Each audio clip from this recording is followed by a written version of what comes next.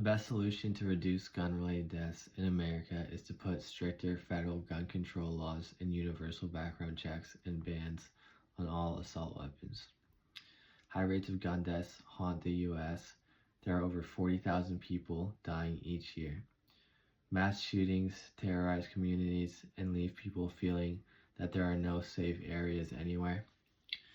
Each school shooting is more innocent lives lost, families destroyed, and trauma to the community and nation which is carried with us into everyday life.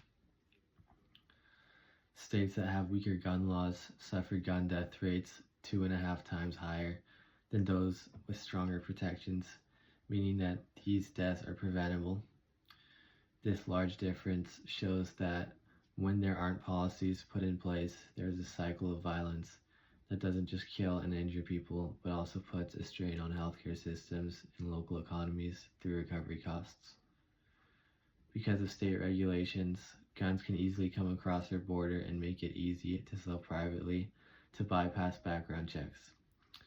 This failure in the system is what leads to easy access for dangerous people.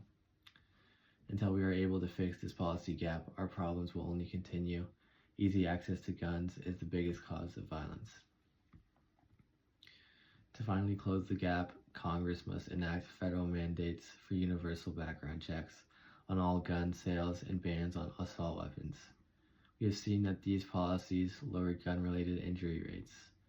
Adding things like metal detectors and armed guards can make the children scared to come to school and put them in a prison-like environment. Arming teachers also increases the possibility of an accident, with students being able to steal their guns when they aren't paying attention.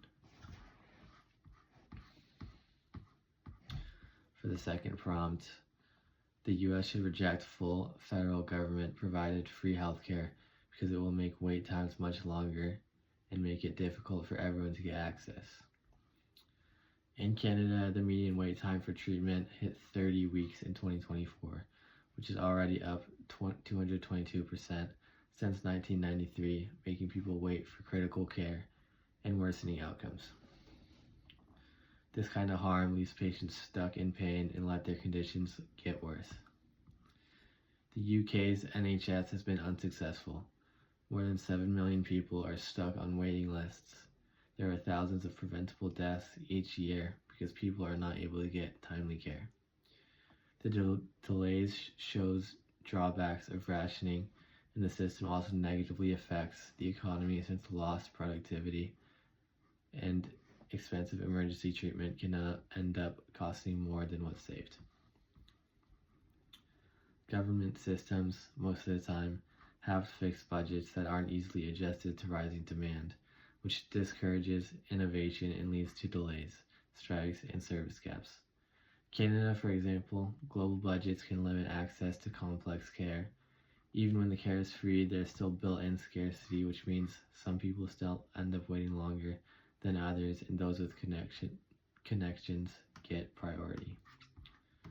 We should instead build on the current hybrid model by expanding targeted coverage for the uninsured to avoid full government control that limits pharma research through price controls.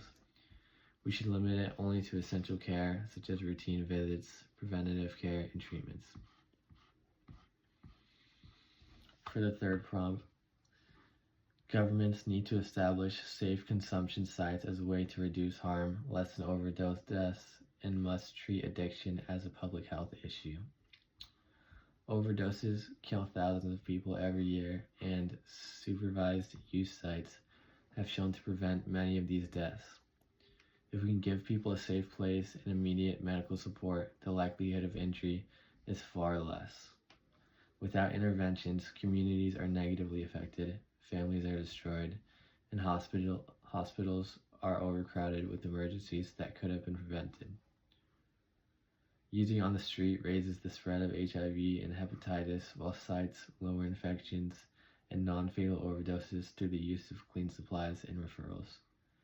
The public has to take on these costs when support isn't available because these illnesses, which could have been prevented early on, turn into emergencies and healthcare systems carry the cost.